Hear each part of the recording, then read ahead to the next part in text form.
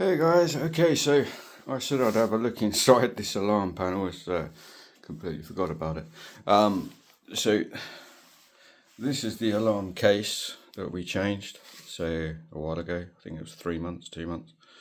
So I literally had to, I don't know, 20 times with a sledgehammer, I think it was. This was really tough. I mean, this was horrendous. So I wouldn't thingy anyone else to do it.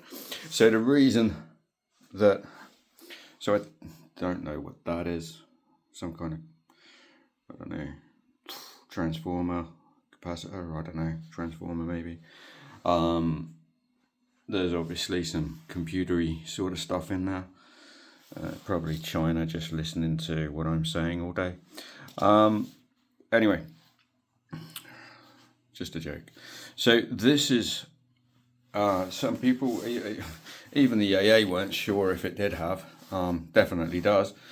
So this is the reason why your alarm keeps going off. So this is a pack which was wrapped in this battery pack cover, which was actually partially split by me, but actually it wasn't in very good condition in the first place. It was already deteriorating. And one of these batteries, I think it was that one. Yeah, as you can see, this wasn't done by my attempt to get in. As you can see, there's some corrosion on that. It's like rust. Whereas these ones are quite clear. These were at the bottom. And then there was one on top of this, or underneath on top, I think. And this is the reason why your alarm goes off. So they start to corrode, and that causes your alarm, because these start to either short out, run out of enough power, etc, etc, and I think someone's trying to break in, so it keeps setting your car alarm off. Obviously this isn't just on a Tigra, this is also on a Corsa and probably any other make of vehicle that's got one of these type of alarm systems fit in. This is the alarm system that was underneath the wheel arch in a previous video. So I said I'd take it apart, have a look, see what was inside. This is what it was inside. So supposedly, I was told by a garage, oh, all I need to do is replace the battery. Yeah, that's not happening. So I'm glad I just changed the entire unit.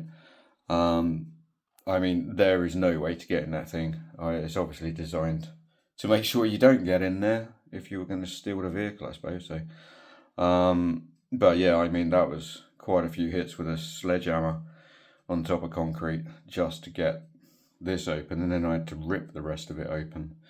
And that's all it is. That's the whole lot. That's the speaker thing there. So yeah, I don't know if that helps, but at least it gives you an internal idea of what it is. So if you were to change the batteries, if you knew a way of getting into one, I wouldn't imagine they're very easy to get hold of.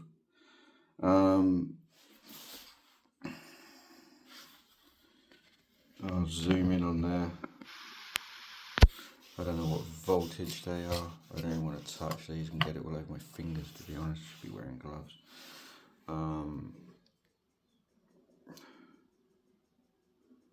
Yeah, I can't see that. Anyway, yeah, I wouldn't imagine they're too easy to get hold of. Not exactly your everyday Tesco's purchase. So anyway, I hope that helps. I said I would do it, and I've done it. So there it is. This is all now going to be taken down to the skip people to dispose of properly, because obviously this is multiple pieces of electronics, and batteries, you can't just stick them in a bin, so that would be wrong. Anyway, like, message, subscribe if you like this content and you want to see more. I'll post more anyway, but hey, you know. So yeah, thank you for coming. Bye.